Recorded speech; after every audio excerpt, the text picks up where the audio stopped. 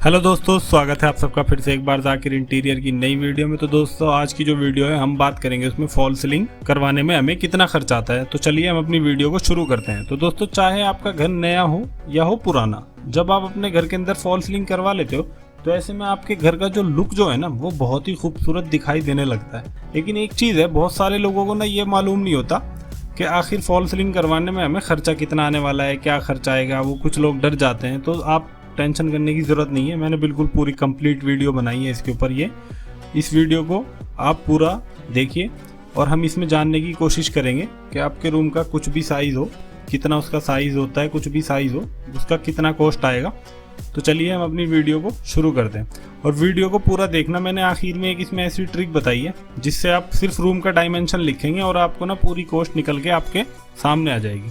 देखिए, सबसे पहले हमें ये चीज़ जान लेनी चाहिए कि हमें कौन से टाइप की फॉल सीलिंग करवानी चाहिए। वैसे तो पीओपी, पीवीसी और जिप्सम, इन तीनों टाइप की फॉल सीलिंग मकानों में ज़्यादातर की जाती है। लेकिन अगर आप जानना चाहते हो कि इन तीनों में क्या क्या डिफरेंस होता है तो कमेंट बॉक्स में कमेंट कर दीजिए, मैं उसके ऊपर पूरी वीडियो बनाने की ज़रूर कोशिश करेंगे। तो दोस्तों अब हम यहाँ पर जो फॉल सीलिंग घर के लिए कंसिडर करते हैं वो है जिप्सम वाली फॉल सीलिंग। इसका सबसे पहला कारण तो ये है कि इसकी कॉस्ट कम होती है और दूसरा कारण ये है कि इसमें जो टाइम लगता है ना वो बहुत ही कम होता है। यानी कि इसको करने में जो टाइम लगता है वो बहुत ही कम होता है, क्योंकि इसमें जो आती है ना वो रेडीमेड शीटें आती हैं, उसको आप डायरेक्टली फिक्स करना होता है और ये सबसे जल्दी आसानी से हो जाता है। और ये फॉल सीलिंग सबसे ज़्यादा इस्तेमाल में भी की जाती है, तो इसी के रेट का हम आज एग्जांपल लेंगे। अगली चीज़ आपको ये ध्यान में रखनी है कि ये जो रेट हम निकाल रहे हैं सभी ब्रांडेड मटेरियल के निकाल रहे हैं। ऐसा नहीं है कि आपको इस रेट में लोकल मटेरियल लेना है।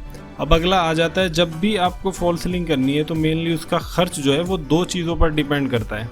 नंबर एक तो होती है मटेरियल कॉस्ट और नंबर दो पे आती है लेबर कॉस्ट। अब मटेरियल कॉस्ट में सबसे ज़्यादा खर्चा जो है अगर किसी चीज़ में आता है तो वो है जिप्सम बोर्ड। उसके बाद में दूसरा पार्ट होता है जिसके कि पूरा फ्रेमिंग मटेरियल आता है, जैसे कि bottom section, intermediate channel, angle पत्ती, स्क्रू फास्टनर, जिप्सम फाइबर, ऐसी चीज़ें आपको जिप्सम फॉल सीलिंग करने के लिए लग जाती हैं। तो इन सभी चीज़ों को हम जोड़ लेते हैं तो बन जाता है मटेरियल कॉस्ट, जिसमें कि हमारा ट्रांसपोर्टेशन कोड भी इसी में ऐड हो जाता है। मतलब जो ट्रांसपोर्ट का हमारा खर्चा लगने वाला होता है वो इसी के अंदर हमारा ऐड हो जाता है, उसको अलग से देने की ज़रूरत नहीं है।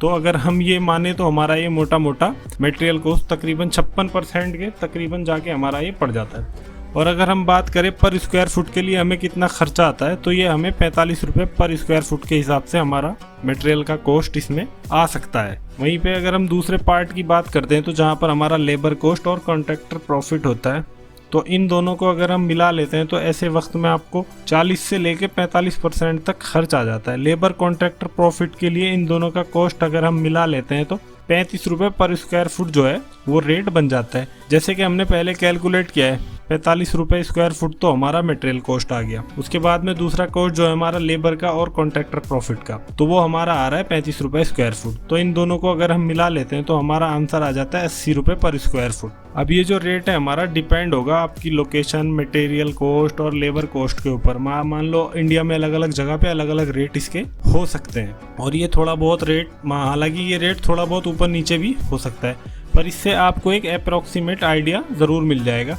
अब ये मटेरियल और लेबर कॉस्ट हमने अलग अलग क्यों निकाला है मैं उसके भी बारे में आपको बता दूं। उसका कारण जो है कि कुछ लोग जो है खुद से मटेरियल ला के देते हैं, उसके बाद में कारीगर जो है उसे फिक्स कर देते हैं।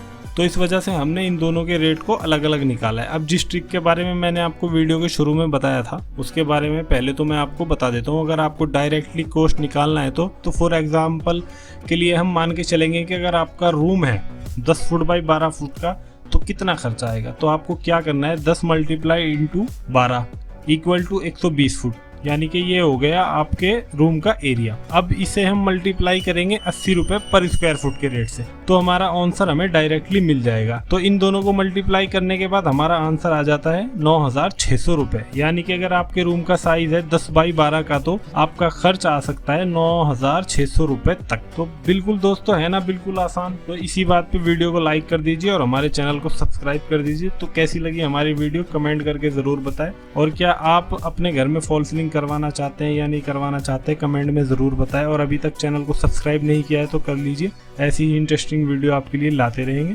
तब तक के लिए जय हिंद।